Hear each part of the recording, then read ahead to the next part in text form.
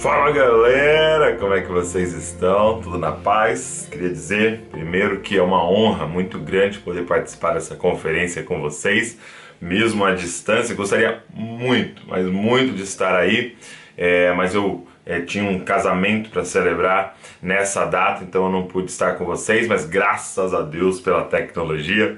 Queria agradecer demais ao Vitor, toda a sua família, a toda a liderança da base. Obrigado por todo o carinho e por tudo que vocês nesse ano investiram em nossas vidas. Nós podemos dizer algo: nossa vida é muito melhor porque a gente conheceu vocês. Eu e a Val somos muito, mas muito gratos a vocês por tudo que vocês carregam e têm derramado na nossa nação, derramado nas nossas vidas aqui na família de Sescope. Nós amamos muito vocês e, de novo, uma honra muito grande estar aqui e muito temor no coração de falar sobre esse tema, que é algo que tem queimado tanto no nosso coração e Deus tem ministrado. Então eu quero falar de algo assim fresco que está no nosso coração. E eu queria que você, se você puder abrir a sua Bíblia aí em Efésios capítulo de número 4 junto comigo, e eu quero ler a partir do versículo de número 7, né? Efésios 4, 7. Para você que não me conhece, meu nome é Douglas, eu sou aqui de Bragança Paulista, interior de São Paulo, e eu e a Val, minha esposa, nós lideramos o movimento Jesuscope, que prega que você é uma cópia de Jesus nessa terra, onde ele te plantou, ele plantou você aí para você refletir Cristo nesse lugar. Vamos lá, Efésios capítulo de número 4, verso de número 7 diz assim, olha: "E a graça foi concedida a cada um de nós, segundo a medida do dom de Cristo. Por isso diz, quando ele subiu às alturas, levou cativo o cativeiro e concedeu dons aos homens." Ora, o que quer dizer ele subiu, senão que também havia descido até as regiões inferiores da terra?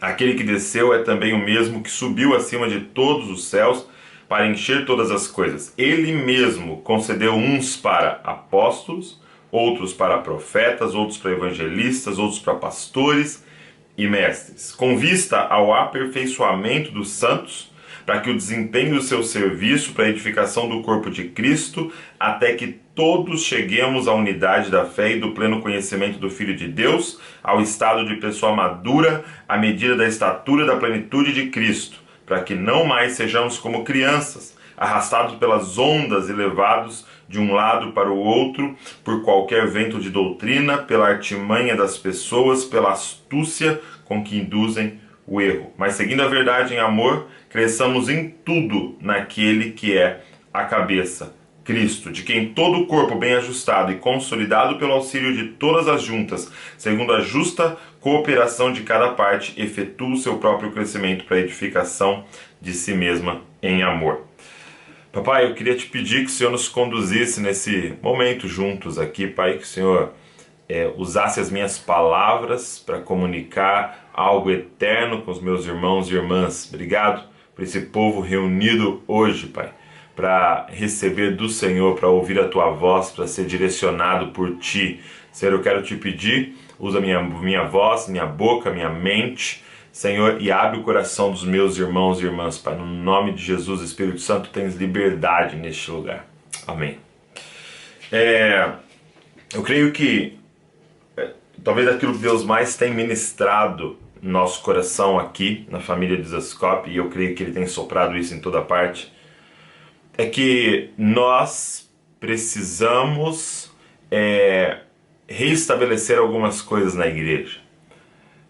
Por muito tempo a igreja ela deu grande ênfase em alguns dons e ela subutilizou outros dons. Os dons assim que foram mais destacados na igreja, e eu estou falando desses dons de Cristo, né, de Efésios capítulo 4, foram o pastoral e o mestre. E dois dons fundamentais, muito importantes para a igreja, mas que foram super valorizados, enquanto outros dons foram subutilizados. E eu gosto muito da forma que um autor chamado Alan Hirsch ele coloca que os dons de Cristo são como sistemas no corpo. Então imagina que o meu corpo, né, ele tem sistemas, o seu corpo tem sistemas, tem o sistema cardiovascular, tem o sistema neuronal, tem o sistema digestivo, então são sistemas. Então ele faz essa comparação, porque Paulo fala, né, que nós somos um corpo bem ajustado. Ele diz que é como se o profético fosse um sistema, é como se o mestre ou o sistema de ensino fosse um sistema, é como se o apostólico fosse o sistema do corpo. E aí ele diz que se você tem dois sistemas super utilizados e você tem outros sistemas subutilizados no corpo, o próprio corpo se destrói.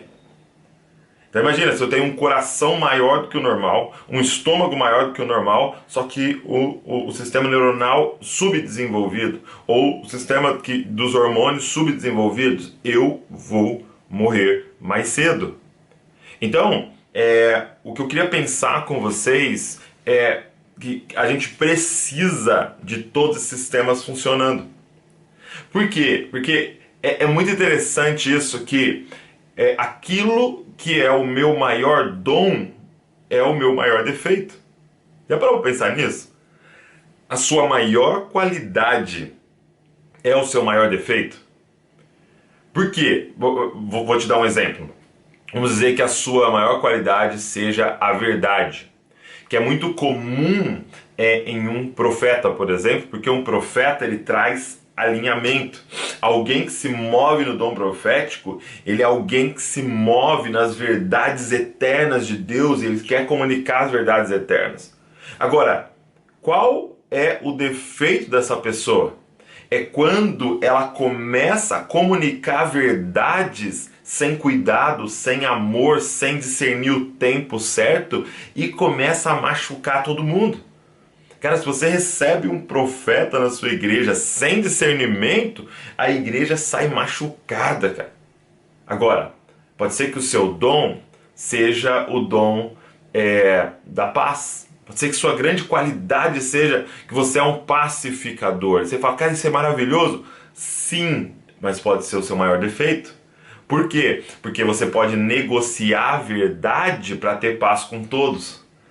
Você pode não confrontar as pessoas porque você quer a paz. Isso é muito comum no pastoral. Isso é muito comum num evangelista que quer que as pessoas venham e aí elas começam a pregar talvez uma graça barata, uma porta mais larga do que é.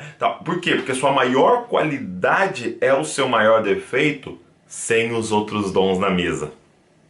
Cara, o que eu quero desafiar vocês é que nós precisamos dos 5 ministérios sentados à mesa. Nós precisamos dos 5 ministérios tomando decisões juntos.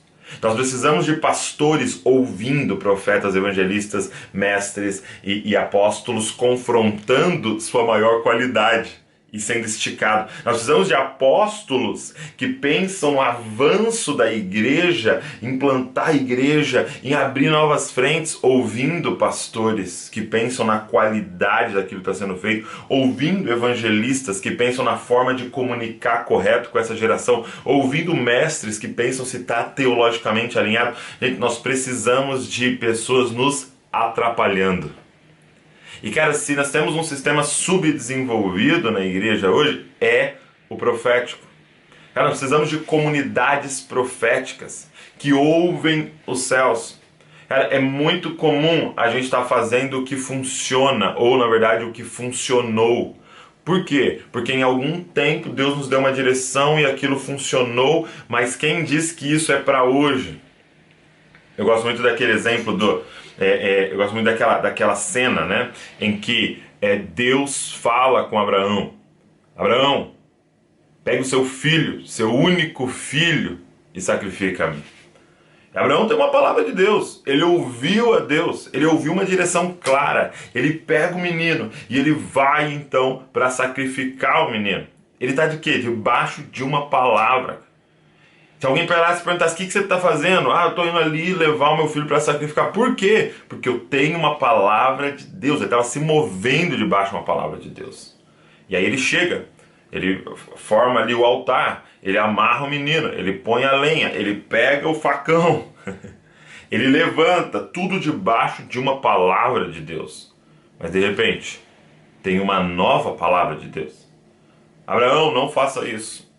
Agora eu sei que você crê em mim. Agora eu sei que eu tenho todo o seu coração. Agora eu sei que eu sou tudo para você. Não faça isso. Isso é uma nova palavra de Deus. Então, qual que é o desafio? É se mover profeticamente ouvindo o que Deus tem para o agora. Para o agora da minha comunidade, para o agora da minha vida, para o agora da minha família. Por quê? Porque Abraão poderia muito bem matar o menino e falar, mas eu estava debaixo de uma palavra de Deus. Mas você estava debaixo de uma palavra de Deus para ontem. Qual é a palavra de Deus para hoje? Nós precisamos não só dos profetas, mas de comunidades proféticas. Que tenha coragem desse incômodo constante de falar o que Deus tem para hoje. Cara, mas está funcionando. Não interessa se está funcionando. Essa é a palavra que Deus nos deu ontem. Essa é a palavra que Deus nos deu para essa última temporada. O que Deus está falando para hoje? Isso, cara, isso é um incômodo, porque o novo de Deus é incômodo. Sabe quando Jesus fala do vinho novo, ele termina dizendo assim, o vinho velho é melhor. Eu sempre buguei com isso. Como assim, Jesus? Você está dando toda a ênfase no vinho novo. Como é que você termina com a frase, o vinho velho é melhor? Por quê? Porque o vinho velho é mais gostoso. Porque o vinho novo fermenta, mas o vinho velho é gostoso. E aí nós temos a tentação de ficar ali no vinho velho, naquela última música que deu certo, naquele último jeito que deu certo, naquela última estratégia que deu certo. E aí aqui a gente tem um grande problema. Ouça o que eu estou dizendo para vocês. Se Abraão não ouve a palavra de Deus para o hoje, naquele momento, em cima daquela montanha, ele mata a próxima geração. Ah, cara, deixa eu te falar uma parada. Tem muita gente se movendo debaixo de uma palavra de Deus, mas não parou para o que Deus estava falando hoje. E sabe qual é o efeito sempre? A próxima geração morrendo. Porque a geração antiga estava lá com ele quando Deus deu aquela palavra. Então eles continuam curtindo.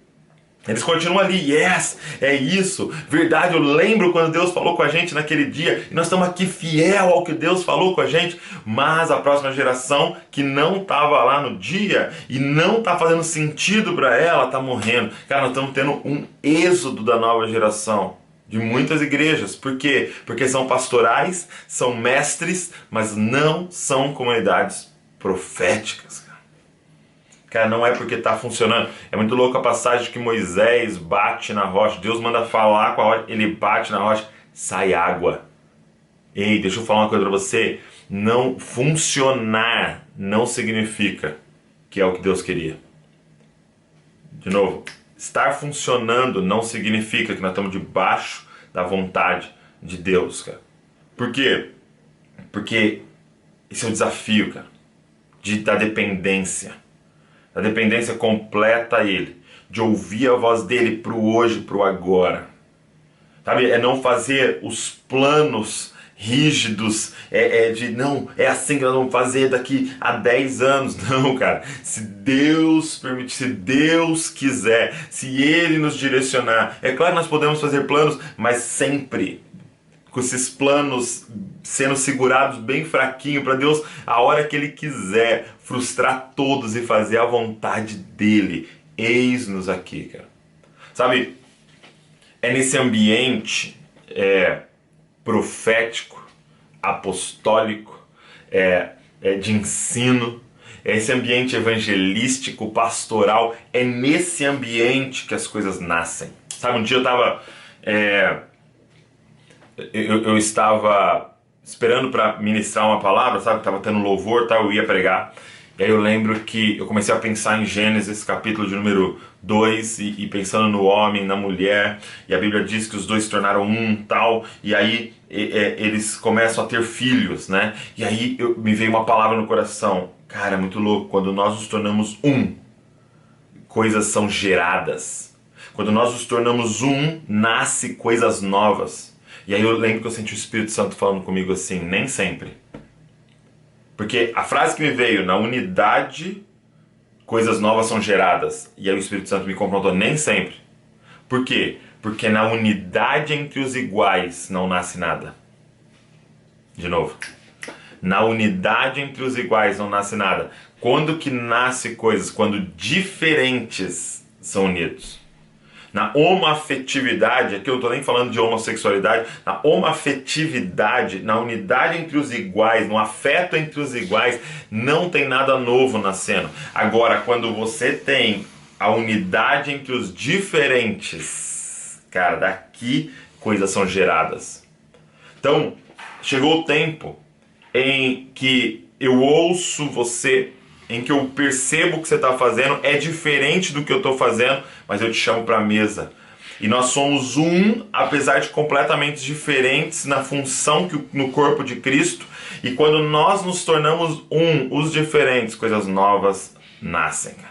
Coisas novas nascem. E aí nós vamos ter a capacidade de discernir as coisas novas que Deus está fazendo. Aonde? Nessa unidade entre os diferentes. Sabe qual é o resultado que Paulo diz que haverá na unidade dos diferentes? Porque o que é Efésios 4? Ele está dizendo, olha como ele diz no verso número 7, a graça foi concedida a cada um de nós segundo a medida do dom de Cristo. Ou seja, tem algo para cada um de nós segundo a medida do dom de Cristo. Então ele nos fez diferentes, com dons diferentes, e agora ele chama todo mundo para a mesa. Entende uma coisa? Se nós tivermos uma igreja com diferenciação, ou seja, cada um entendendo quem é e crescendo no dom de Cristo, mas com unidade, sabe qual é o resultado que ele apresenta? Maturidade da igreja. Cara, nós queremos uma igreja madura.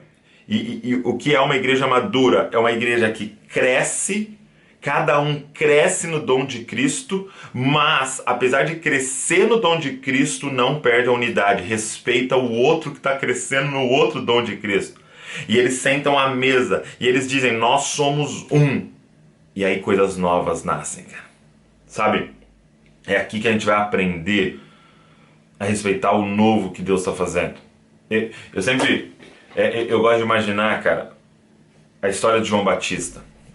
Sabe, nós somos de comunidades onde haja espaço para João Batista nascer e se desenvolver, para preparar o caminho do retorno de Cristo. E eu fico imaginando, cara, que Zacarias era um sacerdote. E você sabe que para ser um sacerdote você tem que ser filho de sacerdote. Tem que ser neto de sacerdote. Então Zacarias vem de toda uma família sacerdotal, ele é treinado para ser um sacerdote. Ele não consegue ter filhos, mas de repente um anjo vem e anuncia que ele vai ter um filho. Você imagina a alegria desse velho, desse senhor que agora vai ter um filho. E aí o que ele está pensando? Ei, não vai parar em mim essa linhagem sacerdotal. E ainda o meu filho tem algo de especial nele. Esse anjo apareceu para anunciar, dar o nome dele para mim.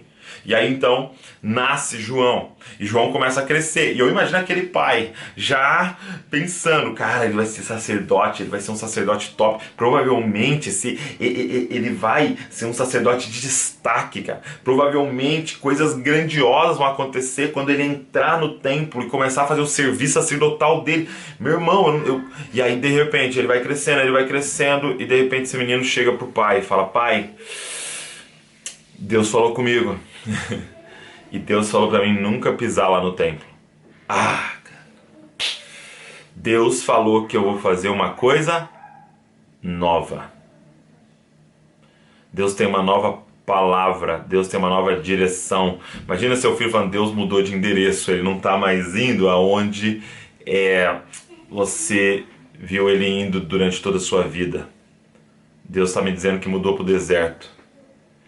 Cara, é só se nós tivermos um coração profético, uma comunidade profética, uma comunidade apostólica, uma comunidade teologicamente sólida, uma comunidade evangelística, uma comunidade pastoral. É só a gente vai conseguir suportar esse novo de Deus, cara, que fermenta, que expande, que atrapalha os nossos planos humanos e carnais, cara.